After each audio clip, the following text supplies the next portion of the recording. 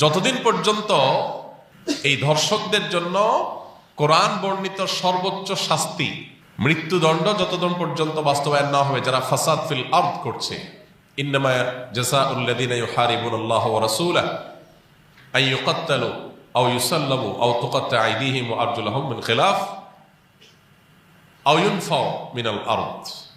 এই শাস্তি যতক্ষণ পর্যন্ত বাস্তবায়ন না হবে, চরম শাস্তি দেওয়া না হবে এবং বিচারের যত ফাঁক ফোকর আছে এগুলো যতদিন বন্ধ করা না হবে ততদিন পর্যন্ত আসলে এগুলো বন্ধ হবে না। আমরা কখনো কাঁদবো, কিছুদিন কান্নাকাটি করি, আবার থেমে যাব। এই দেশে শত সহস্র ঘটনা এরকম ঘটে একের পর এক, কিন্তু ধর্ষকদেরকে দাফন করার সৌভাগ্য বা সুযোগ আমাদের হয় নাই। কেন ব্যভিচারের শাস্তি আল্লাহ তাআলা বলেছেন ওয়ালিয়াশহাদ আযাবাহুমা তাইফাতুম মিনাল মুমিনিন, ব্যভিচারের শাস্তি যে কার্যকর হবে এটা যেন প্রত্যক্ষভাবে হয়, মানুষের উপস্থিতিতে যেন হয়। কেন বলেছে? কারণ মাকাসিদুশ শরিয়া বা শরিয়ার উদ্দেশ্যই হলো মানুষের জীবন, সম্পদ, ঈমান, মানুষের পরিবার, এই সব কিছুর হেফাজত এবং সংরক্ষণ। এই জন্য শরিয়ত এসেছে। এই জন্য যেই অপরাধের শাস্তি প্রত্যক্ষ হলে সমাজ সোজা হয়ে যাবে, অপরাধীরা সোজা হয়ে যাবে, সেটাকে প্রত্যক্ষ করতে বলেছে শরিয়ত। মানব রচিত বিধিবিধান দিয়ে আজকে হয়তো একটা ফাঁক বন্ধ করবেন, কালকে আর 5টা ফাঁক তৈরি হবে। চিরতরে ফাঁক বন্ধ করা সম্ভব হয় না। ফাঁক ফোকর জন্য বন্ধ করতে হয় যাতে করে অপরাধী কোনোভাবে পার না পায়, তাহলে আমাদেরকে অবশ্যই শরিয়ার আইন বাস্তবায়ন করার দিকে যেতে হবে। কোন মুসলমান যদি শরিয়ার আইন বাস্তবায়ন না চায় সে মুসলমানই না। আপনি যদি বলেন যে আমি শরিয়া চাই না, শরিয়া দ্বারা শাসিত হোক আমার দেশ বা আমি নিজে এটা চাই না, তাহলে আপনি নিজেকে মুসলমান দাবি করার কোনো নৈতিক অধিকার নাই। শরিয়া এটা শুধুমাত্র চুমু খাওয়ার জন্য আসে নাই তো। আপনি পারছেন না শরিয়া দ্বারা শাসিত হতে, অপরাধ বোধ আপনার মধ্যে আছে যে আমি পারতেছি না বা আমরা পারতেছি না, এটা একটা লেভেল পর্যন্ত চলে। কিন্তু আপনি চান না, পছন্দ করেন না, এটা চলে না। এটা মানে হলো আপনি বিদ্রোহ করলেন, অস্বীকার করলেন, ঈমান থেকে খারিজ হওয়ার মতো বিষয়। এই জন্য ভাই, মানুষ, আমরা উন্নত পৃথিবীর উন্নত দেশগুলোতে জানি যে প্রচুর পরিমাণে সেখানে তাদের আপনার টেকনোলজিক্যাল সাপোর্ট আছে, তাদের কাছে অপরাধীদেরকে শনাক্ত করার হাজারটা সিস্টেম আছে। কিন্তু যেই পরিমাণ ধর্ষণের ঘটনা এই সমস্ত দেশেও ঘটে, আপনি অনলাইনে একটু সার্চ দিলে দেখতে পারবেন যে কোনোভাবেই সেগুলো তারা থামাতে পারছে না। কর্মস্থল থেকে নিয়ে শিক্ষা প্রতিষ্ঠান পর্যন্ত কোনো জায়গায় তাদের নিরাপদ না। নারীর নিরাপত্তা নিশ্চিত করবার জন্য শুধুমাত্র ইসলামী শরিয়ার বাস্তবায়নই না, ইসলামী বিধিবিধান এবং ইসলামী যে লাইফস্টাইল সেটা ফলো করা জরুরি।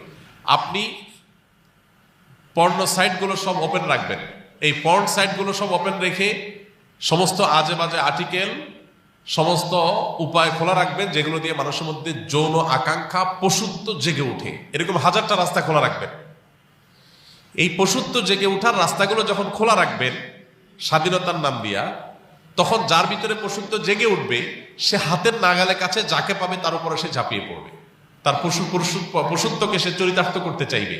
এই ধর্ষকের পশুত্বকে জাগিয়ে তোলার জন্য, এটাকে জাগ্রত করবার জন্য যে সমস্ত উপায়গুলো কাজ করছে সেগুলোতে আমাদের হাত দিতে হবে, সেগুলো থামাতে হবে।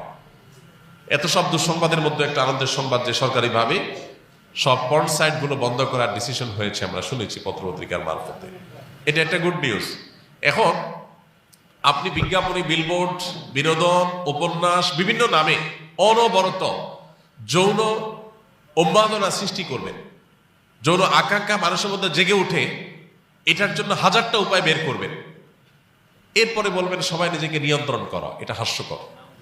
ইসলাম এই আইডিওলজিতে বিশ্বাসী না। ইসলাম বলে, আল্লাহ বলেছেন ওয়ালা তাকরাবুজ জিনা, তোমরা জেনার কাছেও যেও না, কারণ জেনার কাছে গেলে মানুষ জেনা থেকে ফিরে আসতে পারে না।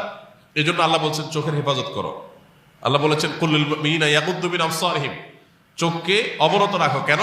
কারণ চোখ দিয়ে তুমি যদি বিজ্ঞাপনে, বিলবোর্ডে, পত্রিকার পাতায়, মোবাইল স্ক্রিনে, অনলাইনে, অফলাইনে কোনো পরনারীর সৌন্দর্য যদি তুমি অবলোকন করো, অবলোকন করার পর তোমার মনের ভিতরে অস্থিরতা আসবে, তোমার মনের ভিতরে যৌন আকাঙ্ক্ষা চরিতার্থ করার চাহিদা জেগে উঠবে। এই যে জেগে উঠবে, এই জেগে উঠার পর এটাকে নিয়ন্ত্রণ করাটা কঠিন কাজ, সবাই পারে না, কেউ পারে, কেউ অ্যাক্সিডেন্ট করে। এই জন্য শরীয়ত বলেছে নিয়ন্ত্রণ করতে, আর আজকের ভোগবাদী পৃথিবী বলছে অনিয়ন্ত্রিত করতে স্বাধীনতার নাম দিয়ে। আপনি মানুষকে লাগামহীন করে দিবেন, আবার বলুন সবাই যার যার যাকে নিয়ন্ত্রণ করো। এটা হাস্যকর, এটা সম্ভব না। এই জন্য দুইটা জিনিসের বাস্তবায়ন। নাম্বার এক, আমাদের সমাজে নীতি নৈতিকতার যে ভিত্তি নড়বড়ে হয়ে গেছে। নামাজ কালাম পড়ে, কিন্তু ইসলামের অন্যান্য বিধিবিধান, চোখের হেফাজত করার জন্য ওইরকম পরিবেশ, ওইরকম এনভায়রনমেন্ট, এগুলো আমাদের দেশে নাই। এগুলো আমাদের মুসলমানদের সমাজ আজকাল নাই। না থাকার কারণে কি হয়েছে? মানুষ তার ভিতরে যৌন আকাঙ্ক্ষা জেগে উঠছে, পশুত্ব জেগে উঠছে, ধর্ষকরা দর্শক হয়ে উঠছে। তো এই জন্য একদিকে ইসলামের এই অনুশাসন, বিধিবিধান, এগুলোকে কঠোরভাবে মেনে চলার জন্য চেষ্টা করতে হবে। পশ্চিমাদের শেখানো পথে আমরা স্বাধীনতার নাম দিয়ে মেয়েদেরকে পণ্যে পরিণত করব, তাদেরকে ভোগ্য পণ্যের মতো করে উপস্থাপন করব। ছেলেদেরকে আমরা তাদের যৌন আকাঙ্ক্ষাকে জাগ্রত করে তুলব, আবার অপর দিকে বলবো না সব মেয়েরা সেফ থাকতে হবে, তাদের কোনো কিছু হতে পারে না। এটা সাংঘর্ষিক এবং আপনার পরস্পর বিরোধী কাজ।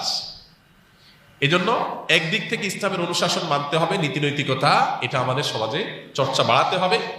আর অপর দিকে এ ধরনের অপরাধকে সংগঠন করলে তার জন্য কোরআনের দেওয়া সর্বোচ্চ শাস্তি প্রকাশ্যে বাস্তবায়ন করতে হবে।